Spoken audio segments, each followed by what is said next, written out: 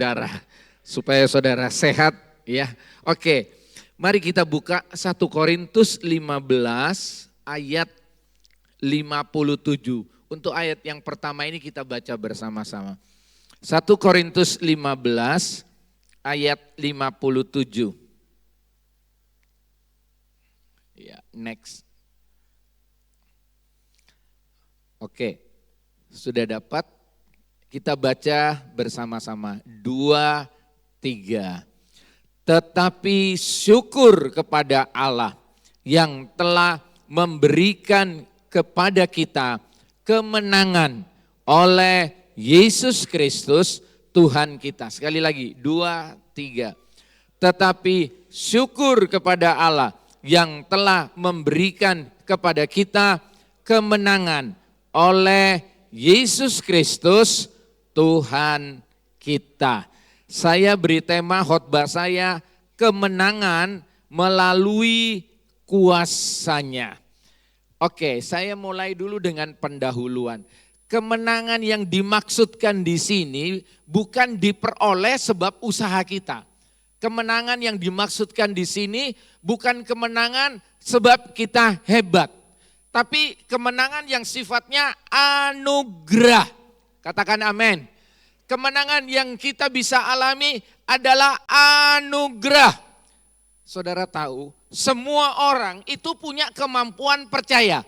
Semua orang punya kemampuan sugesti. Ya, mau percaya Tuhan, tidak percaya Tuhan, punya kemampuan mempercayai sesuatu. Tapi kita, saudara-saudara, setelah percaya Yesus, kita ini statusnya bukan Samuel Gianto yang lama, tapi Samuel Gianto anak-anak Allah. Jadi saya punya kemampuan beriman sebab dikasih anugerah iman. Mengerti maksudnya?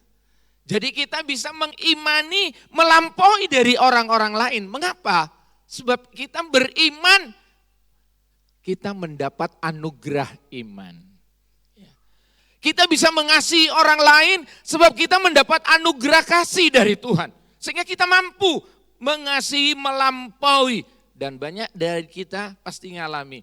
Enggak seperti dulu saya. Setelah saya percaya Yesus, banyak kemampuan-kemampuan, potensi-potensi yang melampaui dari apa yang sebenarnya saya miliki. Dan saudara tahu yang menarik lagi saudara-saudara, anugerah yang Tuhan berikan kepada kita, kemenangan yang Tuhan berikan kepada kita, kemenangan itu memberdayakan kita.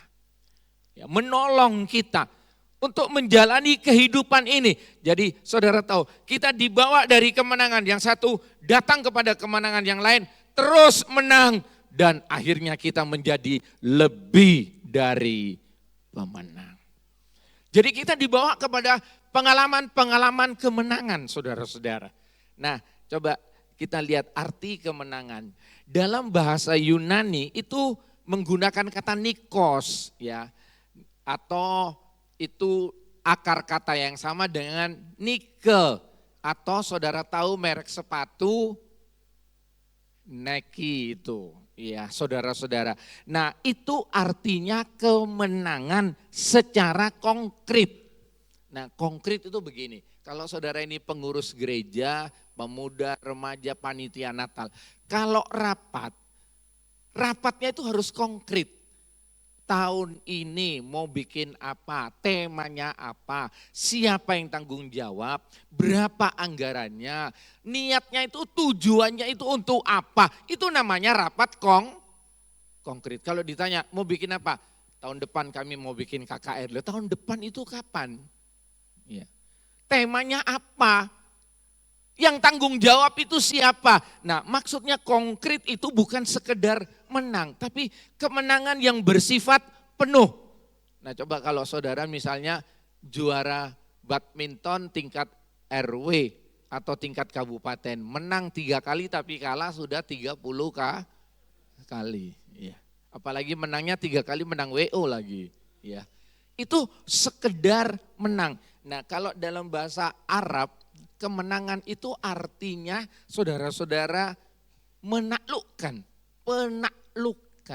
Jadi saudara, kalau menang atas hawa nafsu, saudara bisa menaklukkan hawa nafsu.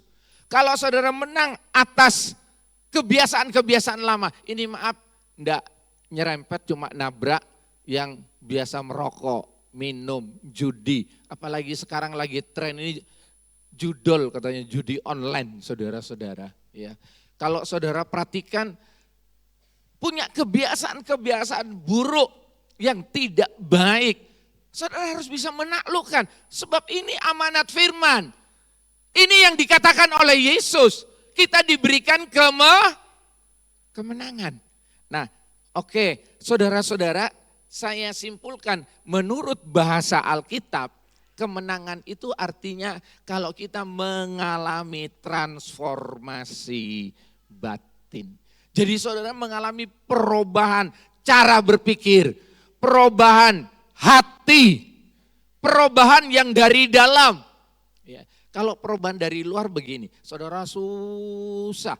Kayak kereta sekarang itu kayak kereta kuno, Zuza. Duit. Ya, orang lain sudah sampai di bulan, saudara baru makan kue terang bulan. Saudara enggak maju, ya. Kenapa? Kalau saudara perhatikan, saudara tidak alami transformasi.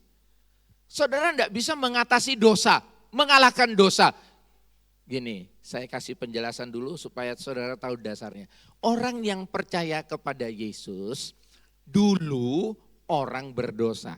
Tapi sekarang kita menjadi orang yang sudah dibenarkan. Meskipun tiap hari kita masih bisa berbuat dosa. Tapi status kita bukan pendosa. Saya kasih ilustrasi. Saya ini office boy. Saya pegang kunci pagar, pegang kunci kantor. Saya datang lebih awal siapin ya di meja-meja itu teh, minuman saya bersihin.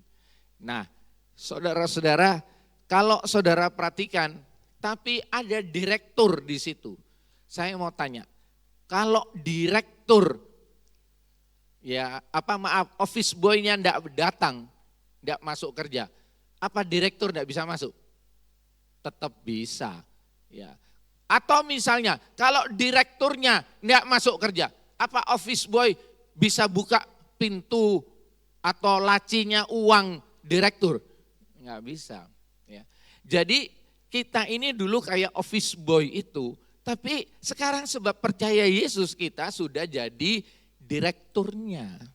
Katakan amin. Kok kayak saudara enggak percaya banget itu. Ya. Ya. Saudara-saudara, kalau saudara perhatikan, kita ini pemenang. Nah oke, saya mau jelaskan kepada saudara 1 Korintus 15, 55. Biasa ditayangkan ayat ini? Enggak, biasa ditayangkan ya. Coba kalau boleh ditayangkan supaya kita baca sama-sama. 1 Korintus 15 ayat 55. Nah kurang lebih ayat itu katakan, hai maut, di manakah sengatmu? Hai maut, di manakah kemenanganmu?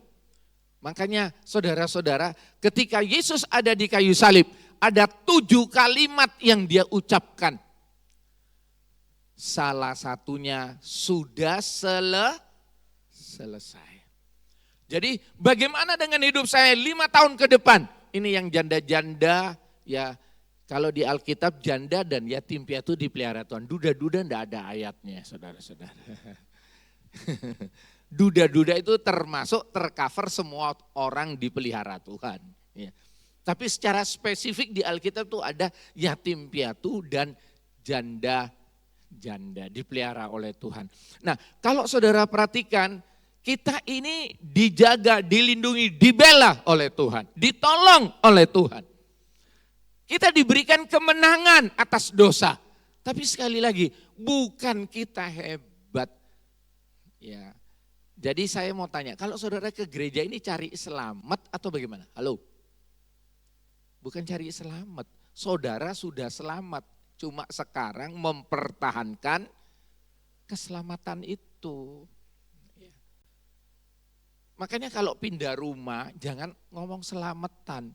Nah ini berarti pemilik rumahnya tidak atau belum selamat. Kita tidak selamatan, kita sudah selamat. Kita mengucap syukur. Kita minta agar Tuhan memimpin hidup kita terus. Jadi saudara-saudara, kemenangan atas dosa. Yesus sudah taklukkan setan. Yesus sudah kalahkan dosa. Dan siapa yang percaya kepada Yesus akan mengalami kemenangan. Oke, yang kedua, Galatia 5:16. Saya tipe pengkhotbah yang tidak bertele-tele, saya senang yang sistematis. Galatia 5:16. Maksudku ialah, hiduplah oleh roh, maka kamu tidak akan menuruti keinginan daging. Yang kedua, kita menang atas keinginan daging. Menang. Berapa banyak pemuda biasanya suka melakukan onani atau masturbasi. Ya. Tapi setelah percaya Yesus, dipimpin oleh Roh Kudus, diberikan kemampuan untuk mengalahkan kedagingannya itu. Siapa di sini yang dulu biasa maki-maki sama istri, atau biasa ninju istri, biasa tendang istri, kasar. Tapi kita sekarang diberikan kemenangan untuk mengalahkan keinginan daging ini loh. Keinginan hawa nafsu ini. Jadi itu kemenangan yang Tuhan berikan. Dan kalau saudara perhatikan yang ketiga, klimaksnya, puncaknya, kita nanti menang selama-lamanya di sorga. Kita mau ke sana. Ya Pak Pendeta, lebih baik saya cepat menang selama-lamanya. Siapa yang mau langsung menang selama-lamanya, angkat tangan. Nah berarti kan saudara sudah tidak betah di dunia ini ya. Kita ada di dunia, saya tadi katakan kita ini bukan pendosa. Orang yang sudah dibenarkan meskipun tiap hari kita masih berbuat dosa. Tapi kan tersedia pengampunan. Dosa itu ada dua, dosa turunan warisan. Itu semua manusia yang lahir ke dunia itu bawa benih dosa, akar dosa. Dan oleh Yesus, ketika Yesus disalib, biang dosa, akar dosa itu dicabut. Meskipun kita masih bisa berbuat dosa, kita belum sempurna. Tapi ada darah Yesus yang tiap hari mengampuni dosa kita. Asal kita minta ampun. Ya, oke, saudara-saudara, coba kita lihat memahami arti kemenangan dalam Alkitab. Jadi saya mau garis bawahi lagi pertama, kemenangan adalah anugerah. Coba colek sebelahnya, kemenangan adalah anugerah. Ya. Kemenangan adalah anugerah, bukan usaha kita. Jadi kalau begitu saudara tidak bisa berkata, saya kan bukan anak pendeta, saya bukan mantu, saya bukan cucu, apalagi saya bukan tetangga pendeta. Gitu. Ya. Saudara-saudara, bukan. Saya masih baru atau lama, semua kita bisa menang atas dosa, menang atas setan, sebab anugerah. Kasih karunia Tuhan, kebaikan Tuhan, bukan sebab kita hebat. Saudara bilang, saya tiap hari puasa, saya suka berdoa, saya baca Alkitab, makanya saya jadi pemenang. Salah. Kita tidak bisa mengalahkan dosa, tapi kemenangan itu adalah anugerah, bukan usaha kita. Tapi semata-mata campur tangan Tuhan, kasih karunia Tuhan. Dan yang kedua, kemenangan itu adalah proses. Jadi makanya saya tidak tulis di situ. Yohanes 13 ayat 7 ada ayat katakan, sekarang kamu tidak mengerti. Yohanes 13 ayat 7, nanti kamu akan mengerti. Proses. Loh Pak Pendeta, kalau memang Yesus mengaruniakan kemenangan, kasih satu kontainer kemenangan, menang atas uang, menang atas ini, menang atas segala sesuatu. Saya akan jalani, tidak. Tiap hari kita diberi kemenangan. Supaya besok kita sandar Tuhan lagi, besok diberikan kemenangan.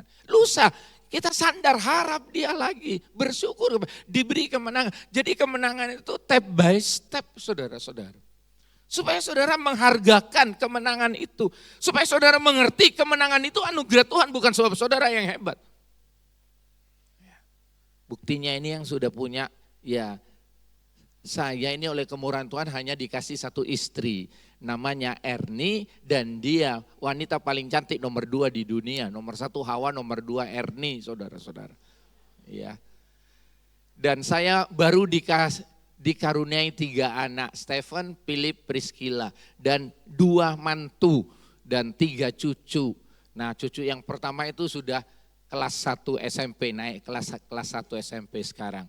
Ya, kalau ditanya umur berapa Pak Pendeta kok sudah cucunya SMP? Saya sudah 67 tahun usianya, ya. Saudara-saudara yang dikasih oleh Tuhan, tapi yang kedua, kemenangan itu adalah proses, enggak langsung.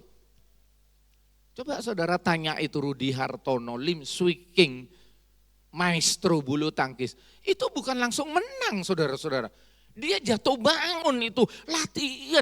Jadi kemenangan itu bukan orang masuk gereja terus sumbang 10 F langsung jadi pemenang selamanya. Enggak bisa.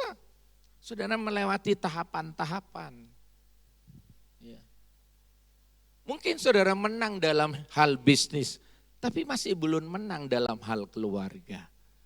Tapi kemenangan yang dari Tuhan itu apa ya? Tadi kan saya sudah katakan konkret. Ya. Jadi ada ayat katakan begini, apa untungnya engkau memperoleh seisi dunia ini, tapi jiwamu binasa. Jadi kemenangan yang dari Tuhan bukan sebab kaya, pemenang, saya miskin. Bukan pemenang, salah. Alkitab katakan Tuhan memberkati kita dengan kelimpahan keuangan dan sebagainya, tapi Tuhan juga memberkati kita dengan penderitaan. Bukan orang menang itu bebas dari penderitaan. Salah. Orang menang itu tidak bisa sakit, tidak bisa susah. Orang menang itu kalau bawa mobil tidak bisa bannya kempes. Loh, bannya itu ban kayu berarti. Justru pemenang itu bawa mobil mau buru-buru. Aduh, gembala saudara ini memang pengalaman alumni Paris Dakar ini ya. Tadi jemput saya di bandara, ya saya udah bilang oke. Dan dia senang, Om bisa hadir di sini. Tahu-tahu kemarin itu ya naik pesawatnya Lion ini bukan molor. Saya sore itu memberkati jemaat di Surabaya, pemberkatan nikah.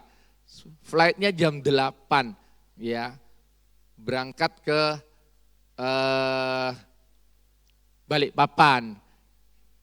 Bro Revi ini yang mau jemput saya ke Balikpapan. Ternyata diubah, di reschedule sore. Ya. Terus tiket yang malam berikutnya itu sudah tidak ada. Jadi saya ini akhirnya ambil tiket batik dari Surabaya jam 7:30, jam 7 malam ke Jakarta dulu. Jadi saya tidur di hotel dulu di Jakarta. Terus tadi pagi jam 4:50 baru berangkat Jakarta ke sini. Ya, ini kan arti pelayanan begitu ya, bentuk tanggung jawab. Tapi nyatanya saya menang atas ini, saudara-saudara. Coba berikan tepuk tangan untuk Tuhan, ya. Coba bayangkan kalau saya ya udah Ref, ganti aja lah kamu yang khotbah, ya udah. Tapi kan saya sudah punya pengalaman kalah dalam persoalan ini. Hidup saya enggak bergantung kepada Lion ya atau Jet Air. Saya tidak bergantung kepada Garuda, saya bergantung kepada Tuhan. Bagi Tuhan tidak ada yang mustahil. Bagi Tuhan segala perkara bisa jadi.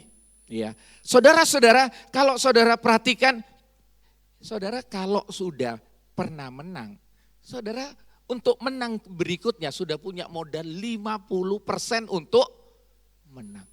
Tapi kalau saudara sudah kalah, berarti berikutnya saudara punya modal kalah berapa?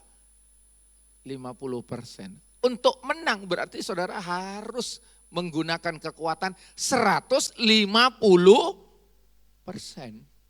Tapi kalau saudara sudah punya pengalaman menang, untuk menang berikutnya saudara cukup modal 50%. Makanya pemenang itu, sang juara, itu selalu pede tampil saudara-saudara. Ya, dia selalu pede. Ya. Manusia itu bedanya 2. Persoalannya sama. Tapi yang ini responnya positif. Sebab dia tahu aku pemenang. Kalau yang satu masalahnya sama, responnya negatif. Aduh konyol ini, mati aku, enggak kuat aku. Kalau sakit kepalanya, aduh mati aku ini kayaknya mau stroke ini. Aduh ini jantung. Sekolah aja enggak sekolah kedokteran kok, ijazahnya cuma SMP kok sudah tahu mana. Semua orang sakit perut tuh ya enggak punya uang sakit perut. Kebanyakan uang sakit perut, enggak makan sakit perut, kebanyakan makan sakit perut, kurang tidur sakit perut, tidur melulu juga sakit perut saudara-saudara. Tapi kita sudah mereka-reka. Makanya kalau tengah malam atau pagi-pagi buta ada orang ketok pintu ribut di luar, biasanya perempuan itu bangun duluan. Ini keistimewanya perempuan ini ya.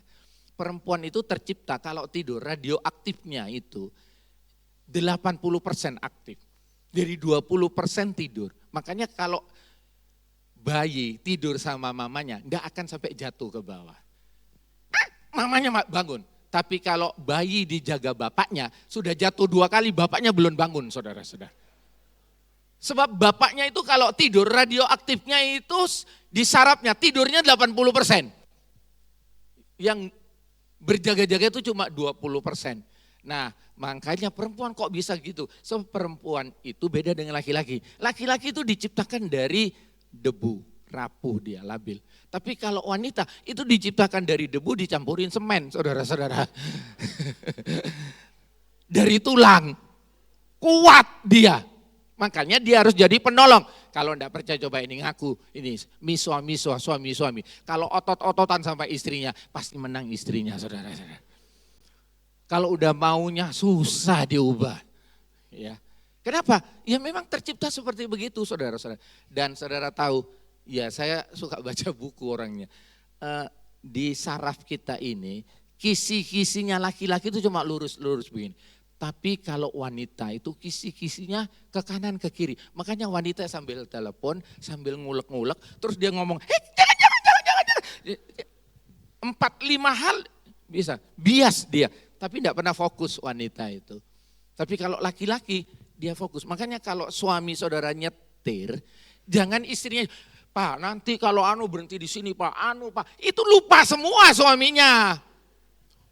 Tidak usah sudah tidak usah cerita macam-macam. Hilang semua, suami itu fokus. Memang tercipta fokus. Makanya yang temek-temek itu kan ada istri yang jadi penolong ya. Tapi ini bukan seminar keluarga, saya cepat. Yang ketiga, C. Kemenangan itu adalah tentang mengubah hidup. Jadi kemenangan itu bukan diukur kaya, miskin, punya jabatan atau tidak. Bukan itu ukurannya. Tapi transformasi hidup. Jemaat di tempat saya itu banyak memenangkan orang lain lagi, dari kelenteng lah, dari mana. Satu ini sudah dimenangkan. Dia perokok berat, dia bisa berhenti merokok. Dia penjudi berat. Teman-temannya penjudi itu heran lihat dia. Dan dia tanya, coba bayangkan kalau saudara pergi di alun-alun lapangan, ada orang jual obat. Sakit, batuk, sembuh. Ini obat dari Amerika. Tapi dia sendiri, dia batuk lagi. Sembuh, ini terkena. Saudara percaya apa enggak? Dia sendiri batuk. Tapi dia jual obat batuk. Siapa yang mau percaya? Ya. Jadi saudara-saudara, kemenangan itu tentang transformasi. Saya kasih ilustrasi gini ya. A dan B disuruh pikul kayu, kira-kira 5 meter kayak balok gitu. A dia pikul, B pikul, tapi kira-kira sudah berapa puluh meter. Sob, katanya finishnya itu sampai sungai sana. Wah, sudah dia rasa berat. Orang di pinggir jalan itu ditanya, punya gergaji sampean? Punya.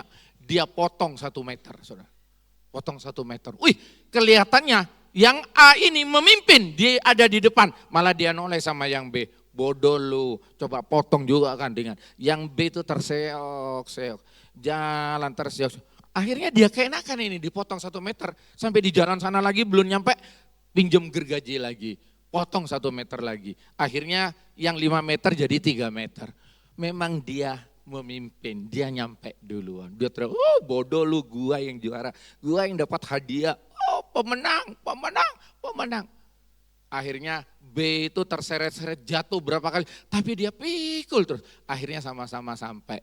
Nah yang A bilang, ayo mana juara, hadiahnya apa, ayo aku juara. Terus di balik sungai itu bilang, pakai kayumu jadi jembatan untuk ngambil hadiah. Nah yang sudah dipotong 2 meter ditaruh kayunya nyemplung saudara-saudara.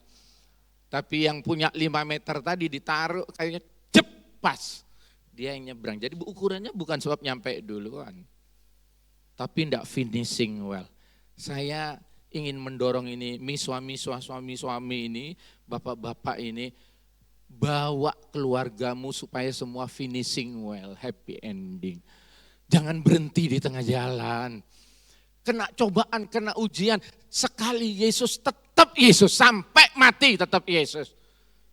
Semakin bermasalah, maaf kayak kera itu kalau dia ambil pisang makan, ya mungkin 2 kakinya dia jepit pohon itu, dia makan pisang. Tapi ketika badai datang, dia lepas pisangnya, 2 kaki melekat dan 2 tangannya dia melekat pada pohon itu, tidak jatuh dia. Tapi kalau kita, saudara-saudara, tidak dekat dengan Tuhan, tentu banyak masalah. Ya, jadi sebagai kesimpulan ya, kemenangan rohani itu artinya menang atas dosa, menang atas cobaan. Ya, ya saya ini ketua MD di Jawa Timur. Pendetanya termasuk pendeta muda itu ada 1.200-an. Malah yang masuk BPJS itu kita daftarkan BPJS 1.200 berapa begitu jumlahnya. Saudara-saudara, sekarang ini sudah mulai ada masalah baru. Kami nangani masalah, tahu-tahu ada 5-6 jemaat datang ke tempat saya. Om ini gimana om? Kami mau pindah gereja om. Sebab gembalanya ini anaknya MBA, hamil duluan. Bapak gembala ini kalau khotbah hidup kudus, pemuda hidup kudus, pacaran yang kudus. Lah anaknya sendiri hamil duluan om. Gimana ini? Jadi setan sekarang tidak nyerang dari luar tapi dari dalam. Makanya ada ayat katakan penghukuman itu dimulai dari bait Allah, dari rumah Tuhan. Makanya saya bilang bukan pendeta itu anti masalah. Semua kita mesti sandar Tuhan. Semua harus mengandalkan Tuhan. Semua harus percaya kepada Tuhan. Apalagi keadaan ekonomi sekarang. Zaman dulu kalau ngelamar anaknya orang bisa dikalungi 20 gram. Sekarang 20 gram berapa emas saudara-saudara? Enak kalau orang Madura itu giginya banyak dibikin dilapisin emas. Jadi kalau dia mau bayar kurang uang copot 1 dijual emasnya. Ya. Saudara-saudara kalau saudara perhatikan sekarang ini apalagi fluktuasi dolar dengan rupiah itu pasti 16.000 terus di atas. Dan sekarang ini banyak perusahaan-perusahaan tutup, banyak keadaan ekonomi. Kemarin saya ketemu manajernya Alfamart itu. Dia bilang seluruh Indonesia Alfamart itu ada 700 sudah ditutup. Bukan cuma Alfamidi, ada 4 di bawah grupnya Alfamart ini. Perusahaan jual makanan minuman itu sudah 700-an ditutup. Ya. Kemarin tuh Yamaha ngumumkan 7.500 karyawan seluruh Indonesia Yamaha di PHK. Ibu Sri Mulyani itu ngomong di TV tiap bulan bank cabang pembantu kurang lebih tiap bulan ada 20 bank cabang pembantu ditutup. Selain memang semua itu sudah serba digital, tapi berarti lapangan kerja makin kurang. Makanya zaman sekarang jangan cuma bikin anak saudara-saudara. Zaman dulu banyak anak banyak rezeki, sekarang banyak anak banyak masalah saudara-saudara. Ya, kalau saudara perhatikan, makanya ada ayat di Matius 24. Celakalah engkau yang menyusui bayi-bayi katanya Matius 24 itu. Loh itu Tuhan sudah mau datang semua persiapan ke gunung cari Tuhan, ini pusing sama urusan anak saudara-saudara. Jadi kalau saudara perhatikan ini akhir zaman. Jadi kita harus menang akan kekhawatiran, ketakutan hari esok. Ya, enggak usah takut, ini ibu-ibu, bapak-bapak yang sudah lanjut usia. Ya. Biasanya orang kalau sudah 60 tahun ke atas itu terkena 5B, saudara. B pertama itu botak, ya. B kedua budek, ya. B ketiga itu bawel, ya. Terus B keempat itu buyutan, orang Jawa bilang tangannya geter-geter gitu. Terus B kelima beser, saudara-saudara. Itu yang sudah lansia itu, 60 tahun ke atas, 5B itu ya. Jadi saudara-saudara, kalau saudara perhatikan, nanti saya bagaimana? Saya bagaimana? Anak-anak yang sudah yatim atau yatim piatu, ke depan saya bagaimana? Tidak usah takut, 10 tahun ke depan Yesus sudah ada di sana. 15 tahun ke depan, dia sudah ada di sana. Dia katakan sudah selesai. Cuman kita lewati proses. Sudah selesai, ya. Yang kedua, kemenangan dalam hidup sehari-hari, menang atas diri sendiri, ya, menghadapi kesulitan, pekerjaan, dan yang paling menarik lagi dalam praktek cinta kasih. Makanya orang Kristen yang sungguh-sungguh itu di jemaat saya itu ada beberapa. Suaminya mapan, memang tidak ada orang selingkuh miskin, saudara. Siapa yang mau diselingkuhin sama orang miskin? Ya. Sudah kaya mulai selingkuh. Terus dia bawa seluruh kekayaannya dengan istri keduanya. Nah istri pertamanya ditinggal dengan 2 anak masih kecil-kecil. Terus ibu ini bilang, Om, terus saya gimana? Loh tetap kamu doakan, itu suamimu. Anak-anak kasih tahu, itu papamu, doakan terus. Kira-kira 15 tahun kemudian ada info, ada di mana papanya, anaknya jemput, enggak taunya udah sakit, hartanya habis, istri keduanya sudah tinggalkan dia, kawin lagi istri keduanya. Ya saudara-saudara, dan saya ditanya lagi, Om gimana? Bawa pulang, rawat, layani. Akhirnya dibawa ke dokter, sehat, bisa ke gereja, aktif lagi, anak-anaknya dipromosikan oleh Tuhan jadi kepala ini, dan sudah beberapa kali ke Hong Kong, ke China, ke Singapura, dibawa jalan-jalan. Satu keluarga, enggak apa-apa, malang melintang jatuh bangun, tapi finishing well, happy ending. Akhirnya itu enak, makanya orang Jawa bilang lakon menang buri. Lakon itu selalu menang belakangan. Kelihatannya mau kalah, tapi justru dia adalah pemenang. Oke, ini kok saudara sudah gembalanya kok pegang-pegang arloji apa suruh berhenti khotbah ini? Ya itu kan murid saya di sekolah Alkitab ya, jadi berani ngomong kayak begitu ya. Agar alami kemenangan, what can I do? Apa yang harus saya lakukan supaya saya menang? Coba lihat Roma 6 ayat 8 sampai 14. Ya, saya tidak akan baca itu saudara, menghemat waktu. Tapi ada 3 tahap menarik ini.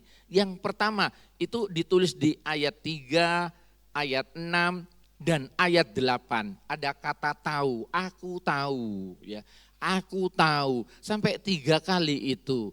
Nah saudara-saudara, pertama supaya saudara jadi pemenang, saudara harus tahu siapa saya dulu. Apalagi yang masuk Samarinda, cuma pakai celana pendek, bawa tas kresek 3 kaos. Enggak punya apa-apa, sekarang bisa punya toko, punya usaha, punya keluarga, bahkan punya rumah di Surabaya. Ya, saudara, belum lagi nanti rumah di sorga, saudara-saudara. Saudara mesti ingat siapa saudara ini. Dulu orang berdosa jahat, Tuhan sudah ampuni, Tuhan sudah tobatkan. Sekarang saudara harus tahu siapa saya. Saya anak Allah sekarang. Saya pemenang sekarang. Saudara harus tahu. Dan yang saya miliki sekarang, saya harus tahu ini anugerah. Ini berkat. Jangan sombong-sombong saudara-saudara. Jangan puji namaku, besar kepalaku, lebar telingaku, gendut perutku. Semua kemuliaan untuk aku. Suka makan puji saudara-saudara. Senang dipuji-puji. Yang kedua, saya tidak baca ayatnya. Ayat 11. Di situ dikatakan, demikianlah hendaknya kamu memandangnya. Bahwa kamu telah mati bagi dosa, tetapi kamu hidup bagi Allah dalam Kristus Yesus. Saya beri istilah perhitungkan. Demikianlah hendaknya kamu memandangnya. Bahwa kamu coba hitung baik-baik. kamu itu siapa dulu? Sekarang kamu ini jadi pemenang. Kalau saya mau buka cek, saya mesti lihat dulu saldo. Masa saya mau buka cek Captio 10 juta, tapi saldonya cuma 5 juta? Kan nggak mungkin. Ya. Saya mau transfer, saya mesti lihat saldonya. Nah, perhitungkan, saya anak Tuhan. Bapak saya di sorga kaya raya, amin. Jadi saudara bisa minta sesuatu, bukan klaim, tapi saudara minta sesuatu, saudara kayak buka cek. Tidak usah takut, kita kan tahu, itu hitung baik-baik. Kita sudah di dalam Allah, kita sudah di dalam Kristus, kita punya Tuhan dan kita punya Yesus. Jadi perhitungan itu artinya mengandalkan fakta bahwa sekarang saya tidak kayak dulu lagi. Saya tidak seperti dulu lagi, saya sudah anak Tuhan. Ya, perhitungan itu bukan klaim, tapi saudara-saudara sebuah janji, tetapi bertindak berdasarkan sebuah fakta. Ya, makanya orang bilang, pantesan dia berani nguliahkan anaknya ke Amerika. Kalau dulu aku tahu sama-sama susah tidur di gubuk dulu kita. Tapi sekarang dia sudah bisa sekolahkan anaknya di Amerika. Loh, sekarang dia sudah diberkati. Tapi jangan lupa, yang ketiga yang terakhir, ayat 13. Di situ saya pakai istilah menyerahkan. Jangan engkau menyerahkan anggota tubuhmu. Jangan engkau menyerahkan tangan, jari, mata, telinga, bibir, kaki, telapak kaki, jari, kaki. Jangan diserahkan kepada setan. Jangan diserahkan kepada dosa. Ya, itu di Galatia 5:16 sampai 23. Di situ dikatakan atau lihat saja Galatia 5:16-nya, coba. Galatia 5:16, ya mungkin ditayangkan sebelum saya mengakhirinya. Maksudku ialah hiduplah oleh roh, maka kamu tidak akan menuruti keinginan daging. Lanjut 17. Sebab keinginan daging berlawanan dengan keinginan roh, dan keinginan roh berlawanan dengan keinginan daging. Karena keduanya bertentangan, sehingga kamu setiap kali tidak melakukan apa yang kamu kehendaki. Lanjut. Akan tetapi jikalau kamu memberi dirimu dipimpin oleh roh, maka kamu tidak hidup di bawah hukum Taurat. Lanjut. Perbuatan daging telah nyata, yaitu percabulan, kecemaran hawa nafsu. Nah, di situ ayatnya katakan, jangan serahkan tubuhmu kepada dosa. Yang ketiga, saudara-saudara, kalau sudah poin pertama, langkah pertama menang, ya, langkah kedua menang, sekarang serahkan hidupmu kepada Tuhan. Dan kalau saudara serahkan hidup saudara kepada Tuhan, Roh Kudus akan memimpin saudara. Kalau Roh Kudus memimpin saudara, saudara akan dibawa dari kemenangan yang satu datang kepada yang lain. Sebelum saya serahkan pada Bapak Gembala, saya ingin ajak saudara nyanyi Kurasakan kasih-Mu Tuhan.